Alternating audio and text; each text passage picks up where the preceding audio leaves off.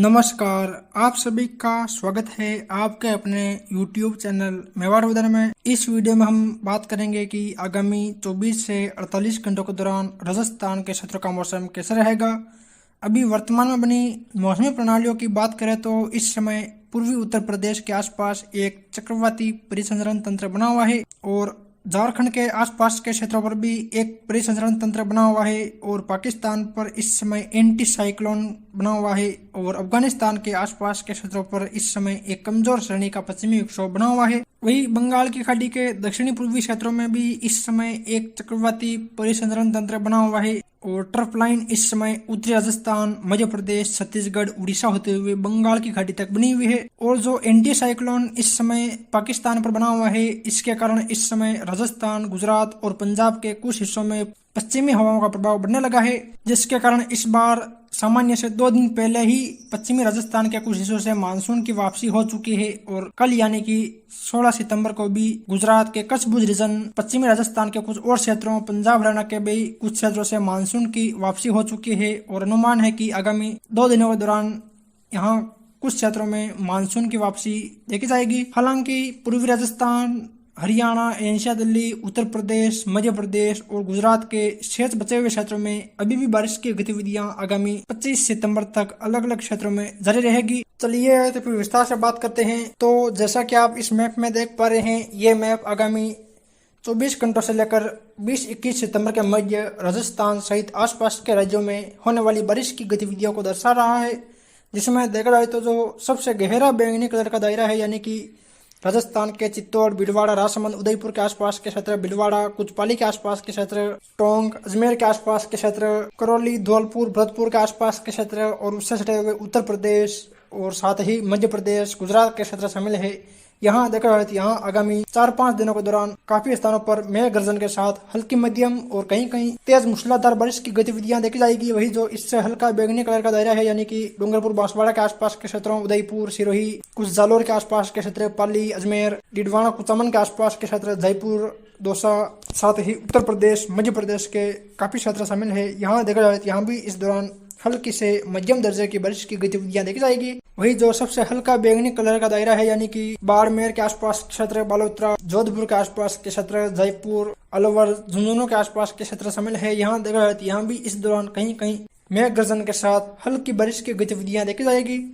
वही जो शेष बचे हुए राजस्थान के क्षेत्र है यानी कि बाड़मेर, जैसलमेर, फलोदी, बीकानेर, श्रीगंगानगर, हनुमानगढ़, सीकर, झुंझुनू, चूरू, हरियाणा और पंजाब के क्षेत्र, यहाँ देखा जाए यहाँ आगामी 4-5 दिनों के दौरान बारिश की गतिविधियां नहीं देखी जाएगी, केवल हल्के बादलों की आवाजाही देखी जाएगी। साथ ही गुजरात के कच्छ भुज रीजन और बनासकांठा के क्षेत्र में भी इन दिनों में कोई बारिश की गतिविधियां नहीं देखी जाएगी। जो चक्रवाती परिसंचरण तंत्र इस समय पूर्वी उत्तर प्रदेश के आसपास बना हुआ है, आने वाले समय में यही परिसंचरण तंत्र पश्चिमी मध्य प्रदेश के आसपास पहुंचेगा, जिसके प्रभाव से 18-19 सितंबर से लेकर 20-21 सितंबर के मध्य राजस्थान, गुजरात और मध्य प्रदेश के काफी भागों में गरज चमक के साथ हल्की से मध्यम, कहीं कहीं भारी मूसलाधार बारिश की गतिविधियां देखी जाएगी। 26-27 सितंबर के आसपास बंगाल की खाड़ी में एक मौसमी सिस्टम विकसित होगा जो ताकतवर होते हुए लो प्रेशर या वेलमार्क लो प्रेशर सिस्टम का रूप लेगा और आगे बढ़ते हुए और ताकतवर होकर डिप्रेशन या डीप डिप्रेशन का रूप लेगा। यानी कि एक तरह से देखा जाए तो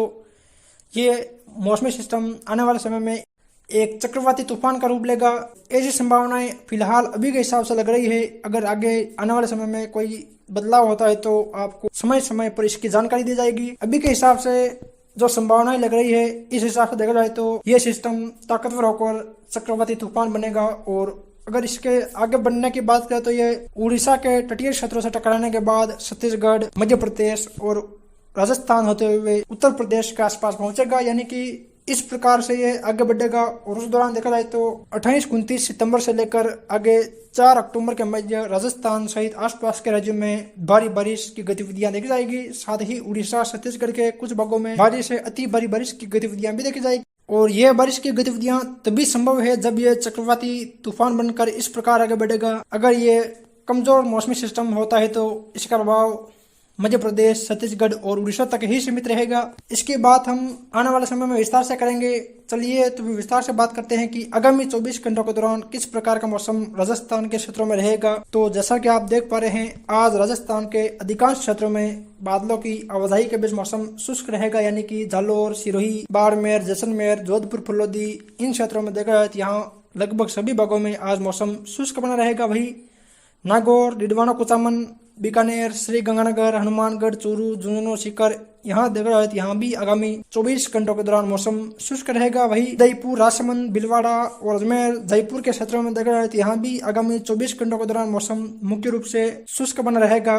कहीं कहीं बादलों की आवाजाही देखी जाएगी। वही डूंगरपुर शहर के आसपास से लेकर बिच्चीवाड़ा, आजपुर, सबला, जोतरी, सिमलवाड़ा के आसपास के क्षेत्रों, बागीडोरा, बांसवाड़ा शहर, आनंदपुरी, घंगरतलाई, सज्जनगढ़, कुशलगढ़, अंबापुरा के आसपास के क्षेत्रों, प्रतापगढ़, दारियाबाद, पीपलपुर, अरनौद के आसपास देखा हो तो यहाँ कहीं कहीं आज शाम या रात्रि के समय सीमित एरिया में मेघ गर्जन और हल्की बारिश की गतिविधियां देखी जाएगी। वही छोटी सादड़ी, बड़ी सादड़ी, चित्तौड़ शहर, निमाड़ा के आसपास के क्षेत्रों, गंगरार, बेगू, रावतबाटा, शाहपुरा, बिजोलिया के आसपास देखा हो तो यहाँ भी कहीं कहीं सीमित एरिया में मेघ गर्जन और हल्की बारिश की गतिविधियां देखी जाएगी।